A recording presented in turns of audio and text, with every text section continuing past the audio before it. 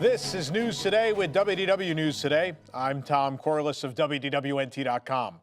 Please like this video, subscribe, and hit the notifications bell to make sure you don't miss the latest from the Disney theme parks all around the world. Here now the news for March 1st, 2023. The EPCOT International Flower and Garden Festival has kicked off as of today, and of course, we were there. If you head to WDWNT.com, you'll find reviews of every single food venue. We tried everything new, and of course, we have reviews of everything returning as well. There are dozens and dozens and dozens of new merchandise items. We have all of that for you, from the Figment line to the Orange Bird line to the Snow White one to the pass holder exclusive stuff. It's all there as well. And of course, you can see all the brand new topiaries, from the Encanto ones at the entrance all the way to the one that debuted today in the American Adventure, the new Tiana topiary, and many, many more. And you can learn all about this guy. I love this. This might be one of my, this is top 10 like popcorn buckets, souvenir drink vessels, whatever you want to classify them. I think this is top 10. This Orange Bird holding the 1970s souvenir Orange Bird cup. I just love it. I think his face, whoever did the sculpt on this, whoever did the art, did a beautiful job. He's so cute and charming, and and the drink in it is pretty good as well.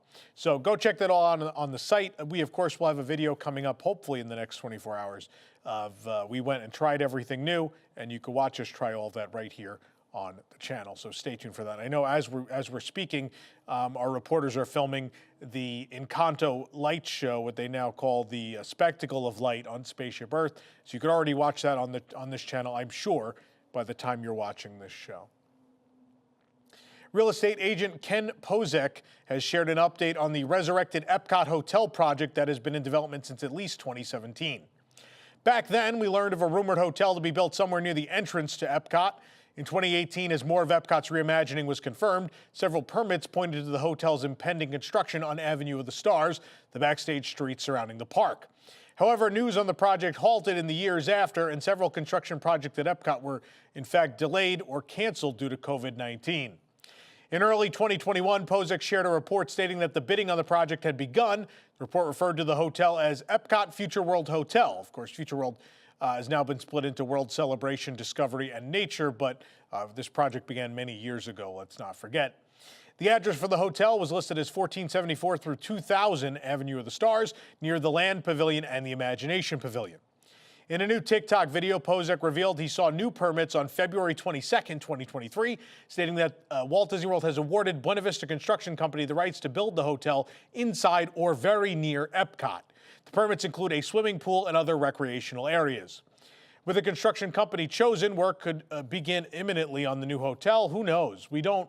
All I know is this has been from the earliest rumors of all of this EPCOT reimagining, and so many of the things we told you about first on WDWNT came to fruition, right? We told you that they were going to build a Guardians of the Galaxy ride. We talked about the Mary Poppins spinner thing. I know it didn't happen, but I mean, it was first on our website.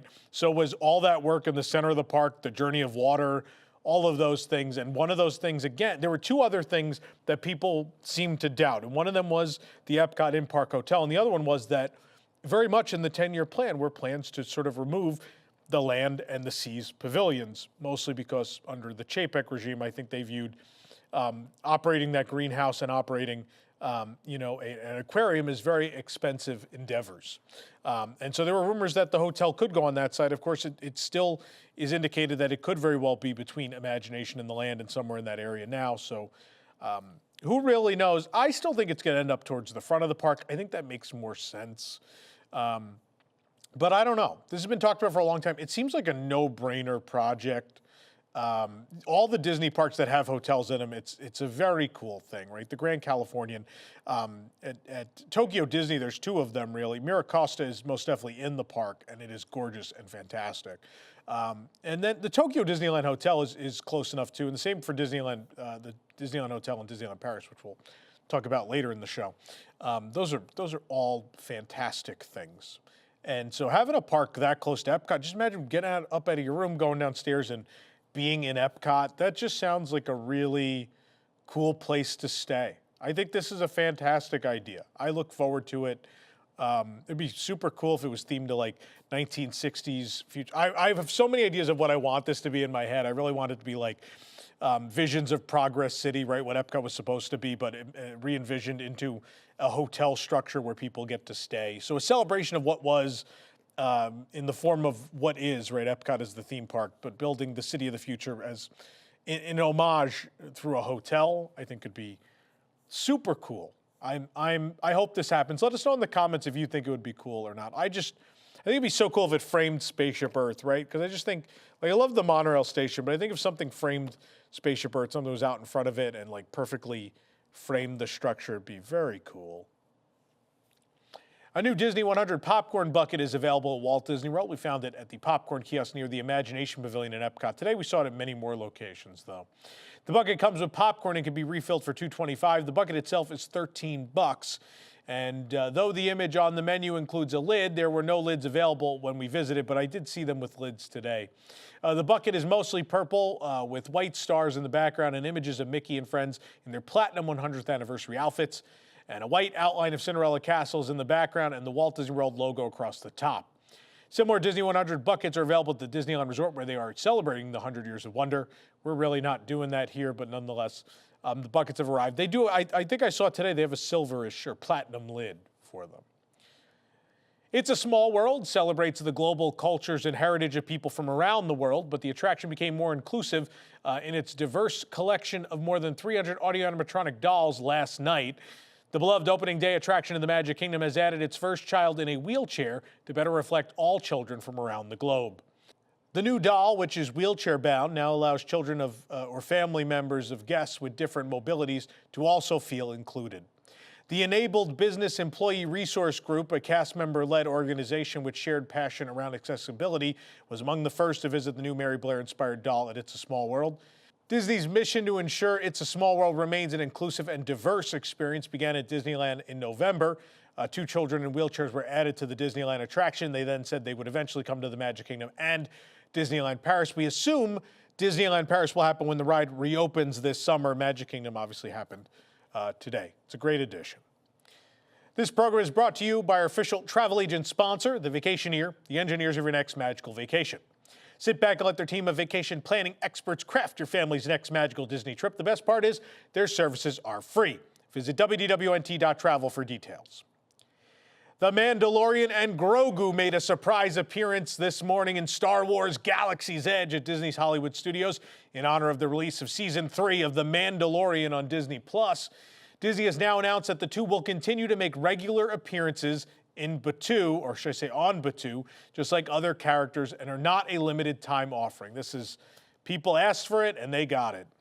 The Mandalorian with Grogu in a bag on his hip can now be caught roaming through the through a nearby Black Spire Outpost market. Whereas Din Djarin and his foundling made daily appearances at Disneyland Park, they and others like Boba Fett and Fennec Shand were reportedly never to appear on the East Coast. This was due to the less flexible time frame for Black Spire Outpost and its involvement in the plot for the Galactic Star Cruiser. The duo is making a limited time appearance at Disneyland Paris as well through March 14th, but you know, even though it doesn't fit the Galactic Star Cruiser timeline, I hate to pull out the George Lucas quote, the one he had when they redid Star Tours, and Imagineering was like, well, George, we can't go to Hoth between episodes 3 and 4 and there be, you know, a battle between the Empire and the Rebellion. The time frame's not right. And he just looked at them and went, who cares? And I'm gonna echo that for this. I think it needed to be done. The crowds that showed up today are a sign that people wanted it. And God, do we need those Mandalorian scenes in Star Tours now? I thought for sure that was going to surprise debut today. It was announced a while ago, but it hasn't happened yet. So they said there's new scenes coming. We believe they're Mandalorian, and I can't imagine why they're holding on. Maybe it's a particular spoiler for Season 3, and it's going to wait for a certain episode to debut first, but Star Tours is still, I think, I know this is going to be controversial, I think Star Tours is still my favorite Star Wars attraction. I think it just captures so much of not only what I love about Star Wars, but also it's such a fun, it puts such a fun lens on it. Like, they have fun with it. And Mandalorian does, I think, the same. I think it's just such a great series. It's so much fun. It's so enjoyable that Mandalorian and Star Tours together, I cannot wait. Cannot wait. But I also can't wait to go visit. Hopefully I'll get out to Hollywood Studios this weekend and see the Mandalorian and Grogu. I missed them at Disneyland last trip. I could not find them. I'll find them here. Florida Governor Ron DeSantis held a press conference the other day at the Reedy Creek Fire Station before signing legislation for the state government to take over the Reedy Creek Improvement District. In a question and answer session following the signing of the bill, DeSantis shared some of the qualities and skill sets he deemed most helpful among the newly appointed board of directors for the Central Florida Tourism Oversight District. On a question to DeSantis on the criteria for which board appointees were chosen, the Florida governor pointed to the business acumen, legal knowledge, and experience in local and state government. Perhaps most surprisingly, the Florida lawmaker also pointed to a desire among board appointees to play a role in the direction of Disney's entertainment future. Quote, "We also have people that very much want to see Disney be what Walt envisioned," said DeSantis on the qualities that guided his appointments. Florida governor elaborated, expressing that he felt the 100-year-old Walt Disney Company had lost its way. His hope seems to be that the appointed members of the newly formed Central Florida Tourism Oversight District might be able to help advise or steer policies that shape Disney's future. Quote, "I think a lot of families have had really great experiences many times, but when you lose your way, you've got to have people that are going to tell you the truth. We hope they can get back on. I think all these board members would very much like to see the type of entertainment that all families can appreciate." While the board won't directly have a say over the direction of the Walt Disney Company as a whole, they do have negotiation power and leverage by way of infrastructure permitting, taxes, and public services. The first meeting of the Central Florida Tourism Oversight District is scheduled for next week. DeSantis urged those in attendance of the press conference that they should buckle up ahead of the first meeting as there's a new sheriff in town. You know, this is probably a bad idea, but I'm going to go for it. On Monday, I abstained because this has been draining, right? Because no matter what I say, I can't win with either side. If I say certain things, the side that's very pro all of this will attack me viciously. And then by abstaining, people on the other side let me have it. And honestly, I don't care for either of those, but I'm going to weigh in on this regardless. As I said, the reason I didn't weigh in is I've weighed in so many times on this, but so many people felt that by not saying anything, I made a statement. So I'm going to say this. As I said before, within WDWNT and our community as a whole, no matter what your lifestyle is, what your background is, what you believe, who you are, who you choose to be, whatever the case may be, you are welcome here. I do not believe in segmenting people or gatekeeping people of any background from being a part of this. And the fandom should be like that in total, really and truly.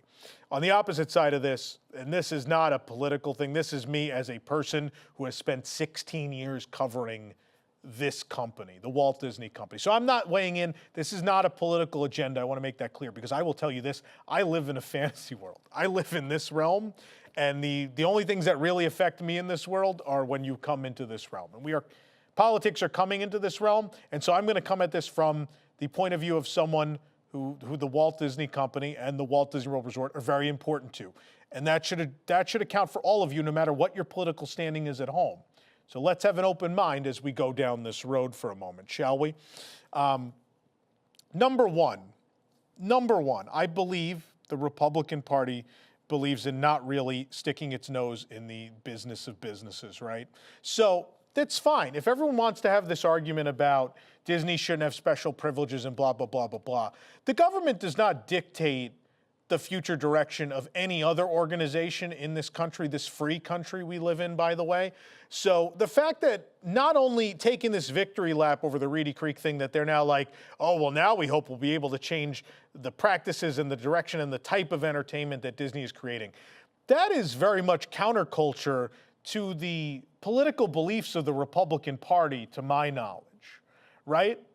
You know? So I don't know. That seems real out of place to me, and I think that's a dangerous precedent and not a road that any American company needs to go down. No one should be controlling, no one in the government should be controlling what any business does. That is a dangerous precedent, and we certainly don't need the government weighing in on entertainment companies. We really don't need that. That is not a place they need to be involved.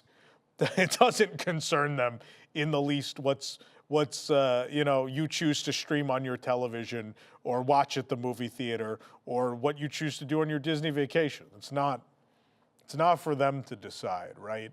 So I just want to say that this has all gotten out of control, this posturing and all this nonsense. And for this guy to have the nerve to say what Walt would have wanted, I will tell you what Walt Disney wanted because it's well documented. This is not an opinion. This is a fact based on historical documentation of the creation of Walt Disney World. You know what Walt Disney wanted? Walt Disney wanted to build a city. In order to build a city in Central Florida, you know what he needed? He needed the infrastructure. And you know what Central Florida didn't have in the 1960s? The infrastructure to support the Walt Disney World Resort and the EPCOT project. That did not exist. And it would have been unfair in the 1960s for the Walt Disney Company to come in and be like, hey, you know, Florida, we're building all this and it's going to be your responsibility to provide us with, you know, all the utilities and the emergency service, all that. That's going to fall on you. We're going to make you pay for it. But you know what didn't happen? That didn't happen. That didn't happen. Disney instead was like, you know what? We will develop our own. This is 40-something square miles. This is a lot to deal with. I don't want the government to have to really pay for this. So you know what we'll do? Please allow us to set up our own thing. Let us set up our own governing body here. And sure, there's going to be things in it that are a little out of the norm, but at the same time, this is kind of a favor to Central Florida. This is a favor that's like, you know what? We don't want you to have to spend millions and millions of dollars because we've decided to come and build 40 square miles of recreation and a city. And that is why Reedy Creek was created. It was not created because Disney wanted special privileges. It was created because Central Florida did not have the means to help Walt Disney World without spending millions of taxpayer dollars. That is the absolute truth of the situation that does not have a political agenda nor a bias. That is factual information about the time that all this happened. Now, you want to revisit it years later, sure. But to say that this is where we want the company to get back to what Walt Disney wanted, Reedy Creek was what Walt Disney wanted. So let's leave him out of this. Ron, you're not part of the Walt Disney Company. You never have been. So, you know, if people in the Disney Company can't speak for Walt Disney because he's been dead for so long, you sure as hell can't. So let's not. How about that? I've had enough of this nonsense. This is all posturing and garbage. It's absolute garbage. And we'll see what happens. My hope is, to be fair, that if Reedy Creek really believes they've been underfunded and understaffed for so long, and the government believes they can fix that, I truly hope they can. That would be wonderful. That's great. I hope this works out. But if all of this is really just for a political statement so someone could run for president in 2024, it's unnecessary. It's absolutely unnecessary. But I'm going to hope for the best. I'm going to be an optimist like Walt Disney was. It was well documented. It's not an opinion. He's a very optimistic guy about the future. So I'm going to be optimistic that this will work out, and it'll be great for Central Florida. It'll be great for Walt Disney World. And kudos to Jeff Volley, president of Walt Disney World, for coming out and making that statement where he's like, we will work with whatever the situation is. I'm paraphrasing. I don't remember the exact words. Something similar to that. Kudos to him for being willing to just, it's done. It is what it is. We will work with whoever we have to make this relationship between the government and ourselves operate. That's the right thing to do in this situation. It's absolutely the right thing to do. And again, I hope for the best. I hope that this doesn't lead to some problems in infrastructure or emergency services that are unnecessary. For those of you still watching, we'll move on to the next story. Bring your own device. BYOD Stateroom TV streaming is now available to guests in Disney Cruise Line's Disney Wish. Guests can use this new service when connected to the DCL guest Wi-Fi network without paying for an internet package. It's great. Service is available in the Disney Cruise Line Navigator app on your own device. To find it, click the three-line tab, then click on Stateroom TV Streaming. It'll open a new link in your browser. And this link can also be accessed on another device without the Navigator app as long as it's connected to DCL Guest Network, and it cannot be accessed from home, obviously. From that link, Disney Wish guests can browse different titles in the Disney On Demand library or watch TV. Thanks to DLP Report, we have our first look at a mural at the new Luca dining room of Pizzeria Notte in Fantasyland at Disneyland Park in Paris. The small mural is visible above the construction wall, showing two young kids in a crescent moon-shaped boat with a sea monster around them. The Italian on the ribbon around them roughly translate to seas and mountains no longer divided, sun and moon always shining. The mural is over an archway between the entrance doors, as seen in the concept art released last year. According to other concept art, there will also be a larger mural of Luca peeking out of the water to look at Porto Rosso, and the new area will be called Andiamo. It'll have a seaside atmosphere with details and objects evoking the fishing culture and cuisine of Porto Rosso. And rest in peace, Fantasia Gelati. I will always miss that space, but this is starting to look good. DLP Rescue Rangers on Twitter has uncovered concept art of the new lobby of the Disneyland Hotel in Disneyland Paris, which is currently undergoing a royal transformation. The concept art shows a lobby inspired by the library from Beauty and the Beast, with a portrait of the couple above the fireplace and books on the balconies above. There is a spiraling crystal chandelier forming an image of the Beast's castle at the center of the room, above pink couches and gilded furniture. Candelabras around the room, particularly two golden ones on the mantel, resemble Lumiere. A clock also on the mantel resembles Cogsworth. The transformation also includes retheming the rooms to various Disney princesses. The Disneyland Hotel will reopen next year, at least it's scheduled to do so. A couple quick things I want to mention. Number one, this hotel was absolutely gorgeous when opened in 1992. It did need to be updated. I don't know that I'm wild about this. Again, they've sort of sucked the character out of this lobby, and it breaks my heart. This was so well integrated into the theme of Main Street, which is right there, right? It's the Disneyland Hotel in Paris is absolutely a part of Main Street. And the lobby was gorgeous, and the most shining, beautiful piece of that lobby. Imagineer Frank Armitage did this fantastic, beautiful art piece of Main Street with the hotel in the background. Gorgeous, gorgeous piece. And we're going to lose that, it seems, thanks to this art in this remodel, and it makes me very sad.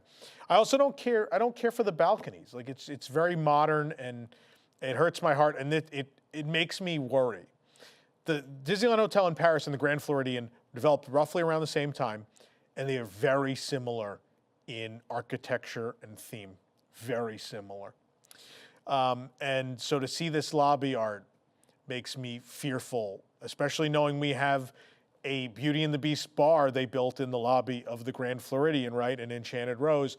I am so fearful that this is coming to the Grand Floridian when they start the project in May to remodel the lobby. We'll have to wait and see. Again, I'm going to hope for the best, but I'm concerned. The Halloween Festival will return to Disneyland Paris in 2023 from October 1st to November 5th. The after-hours Halloween parties are rumored to be returning for 3 nights, but nothing has been announced as of yet. More details will be announced at a later date. But I'll tell you about what they do have planned, what has been announced so far for this year. You can pluck up the courage for mischievous encounters with Disney's most villainously important people in their den and around Disneyland Park. That would mean the villains. This year, as the sun sets, the Disney villains will bewitch Sleeping Beauty Castle with projections, music, and water fountains for a freakishly fun moment. You can witness the return of a fan-favorite Halloween cavalcade. Pumpkins of all ages will jump for joy as spine-tingly music haunts the airwaves and Disney characters parade along the streets of Disneyland Park dressed in eye-popping autumn attire. You can meet Disney characters in high spirits as well and spend a spirited, marvelous moment with Donald, Goofy, and their friends, all fabulously dressed in their bewitching best and adding to their own unique cheekiness for the Halloween fun. And from one-off Disney villain-inspired bites to devilishly fine dining, there's a tasty treat for every trickster this Halloween. Meanwhile, Disney's Enchanted Christmas, the holiday celebrations at Disneyland Paris, will return on November 11th. Disney Enchanted Christmas will run through January 7th of 2024. More details will be announced at a later date, but I'll tell you about what they did announce. Although festivities usually include a Christmas parade, meet and greets with Santa Claus, the Let's Sing Christmas show, and the nighttime spectacular Disney Dreams of Christmas. Actually, they didn't announce anything. That's all we know at this point. Details have been announced, however, about the D23 exclusive Disneyland Paris 30th Anniversary Grand Finale Celebration event in April. The event is taking place on April 12th and 13th and includes entrance to Disneyland Paris. Tickets will go on sale on the D23 event page on Thursday, March 2nd at 8 a.m. Pacific, 11 a.m. Eastern, 5 p.m. Over in France.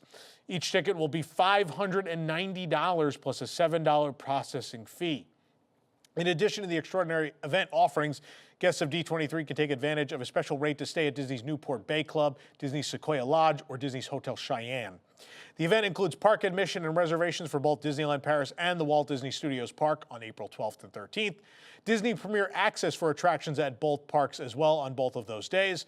2 hosted in-park dining experiences, 2 exclusive Walt Disney Imagineering hosted in-park tours of Avengers Campus and Ratatouille the Adventure. They're going to get to walk the floor of the ride, actually. Reserve viewing for Disney Delight, the return of Disney Dreams, oh, can't wait, and Parade, and as well reserved seats for selection of theatrical showings. A private event on the evening of April 12th, complete with food and beverage offerings, an exclusive event credential, a souvenir gift, and enchanting surprises. I so wish I could go to this. I can't believe I'm going to say this. I'm sad I'm going to Japan because this event sounds so cool. And I know for the Disneyland Paris annual pass holders, it doesn't feel like a great deal because it includes tickets. But this sounds like a once-in-a-lifetime thing. So if you're on the fence because of the price, I will tell you, this is probably going to be one of those things you regret not going to. I've heard enough about it to where I think, even though it has that price tag, this is going to be one of those things you always talk about. So if you're on the fence, my advice is buy. For the absolute latest on these stories and all that didn't make it into today's show, be sure to check WDWNT.com and follow us on all your favorite social media platforms. You can support the entire team behind this show and others by joining the WDWNT Interglobe Society at patreon.com/WDWNT. Get access to exclusive content, discounted show and event tickets, and more. Special shout out to all of our WIGS members watching who make the show happen every week. For the worldwide leader in Disney Parks news, this is Tom Corliss saying, enjoy the rest of your today and have a great, big, beautiful tomorrow.